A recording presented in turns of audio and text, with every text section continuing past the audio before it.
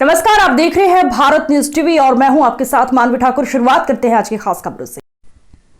पंजाब के मुख्यमंत्री भगवंत मान द्वारा किसानों को मुआवजा देने के वादे धरे के धरे रह गए, लेकिन इसका असर सुल्तानपुर लोधी के सुचेतगढ़ गांव में देखने को मिला, जहां किसानों को कोई मुआवजा नहीं दिया गया है। सुचेतगढ़ गांव के लोगों ने पंजाब सरकार से मांग की है कि पिछले दिनों हुई भारी ओलावृष्टि से हुए नुकसान का मुआवजा दिया जाए।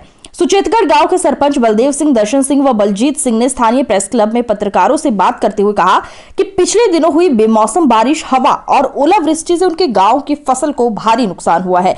12 अप्रैल को स्थानीय एसडीएम, तहसीलदार व अन्य अधिकारी व कर्मचारी मौका देखने गए थे। हम मुआवजे का आश्वासन लेकर आए थे। उन्होंने कहा कि 19 अप्रैल को वो तहसीलदार सुल्तानपुर लोधी से मिले थे, जिन्होंने कहा कि उनके गांव की जमीन जर्जर हो चुकी है, जिससे उन्हें मुआवजा नहीं मिल पा रहा है। उन्होंने कहा कि उनके गांव में कुल 960 एकड़ जमीन है, जिसमें से एक बुरी तरह प्रभावित हुई है, जिससे उनके घरों का भरण पोषण करना बहुत मुश्किल हो गया है।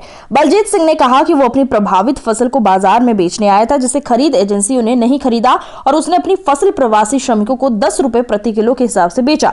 उन्होंने ये भी कहा कि पंजाब के मुख्यमंत्री ने पिछले दिनों घोषणा की थी कि गिरदावरी के बाद प्रभावित फसलों का किसानों को उचित मुआवजा दिया जाएगा। जब उन्होंने बताया कि खोजबीन के बावजूद उनकी जमीनों में फसल जरूर पैदा होती है, हालांकि वे उपजाऊ जमीनों में थोड़ी कम है। उन्होंने कहा कि गाँव की कुछ जमीनें ऊंचे स्थानों पर है, जिन्हें कम नुकसान हुआ है, लेकिन निचली जमीनों को बड़े पैमाने पर नुकसान पहुंचा है। उन्होंने मुख्यमंत्री पंजाब, डिप्टी कमिश्नर कपूरथला और एसडीएम सुल्तानपुर लोधी से मांग की कि बारिश, हवा और ओलावृष्टि से प्रभावित किसानों को तुरंत।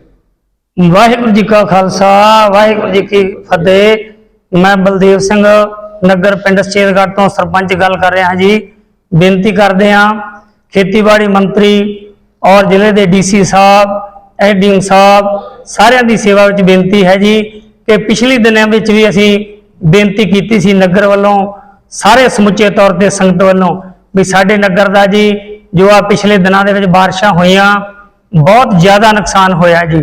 साडे पिंड एसडीएम साहब, तहसीलदार साहब, पटवारी साहब मौका वेखण वास्ते गए भी सी और साडे नाल वादा भी इन्होंने किया सी भी तुहानूं मुआवजा दिता जाएगा, पर अजे तक साडी कोई भी सुनवाई नहीं हुई। इस करके दोबारा फिर असी बेनती कर रहे हाँ डीसी साहब की सेवा विच भी, होर अफसर साहबान, खेतीबाड़ी मंत्री साहब की सेवा विच भी साडा नुकसान बहुत ज़्यादा होया जी, क्योंकि साडे नगर की जिहड़ी जमीन है वो तो पहला ही कुलराठी है।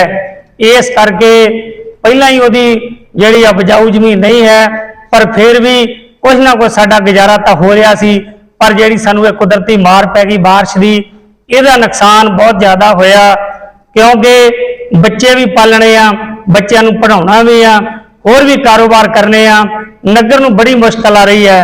इस करके सरकार की सेवा अफसर साहबाना की सेवा सनिमर बेनती करदा वां मैं अपने वालों, नगर की संगत वालों बई जरूर साडी बेनती है सुनी जाए और साडे नगर की हालत नूं तकदियां होया, देखदियां होया साडी मदद की जाए और जरा ज्यादा साडा मुआवजा वो सानू दवाया जाए। आप दी सेवा विच बेनती। दर्शन सिंह, पिंड सुचेतगढ़, सुल्तानपुर लोधी। पिछले दिनों के विच बारिश ज़्यादा होने कारण साडे नगर दे विच कणक की फसल का बहुत भारी नुकसान होया सी, जिहड़ा कि पिछले दिनों के विच 19 तरीक नूं दरखास्त पाई सी, 10 तरीक नूं पाई सी, 12 अप्रैल नूं पाई सी, विद वीडियो पाई सी। 12 तरीक में एसडीएम साहब, तहसीलदार साहब मौका देखण गए सी, सानू विश्वास दवाया सी कि तुहानूं असीं जिहड़ा तुहाडा बनदा मुआवजा वा तुहाडी फसल का नुकसान होया तुहानूं दवावांगे, पर उस तो बाद विच किसी भी अफसर ने साडी सुनवाई नहीं की। असीं 19 तरीक नूं दोबारा तहसीलदार साहब नूं मिले सी सुल्तानपुर लोधी, जिन्हां ने आख्या सी कि असीं तुहानूं मुआवजा अजे नहीं दवा सकदे किसी कारण करके।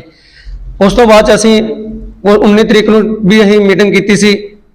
अज असीं 2 दिन हो गए ने, अज 21 तरीक ने, अज तक इन्होंने कोई साडी पुछगिछ नहीं की।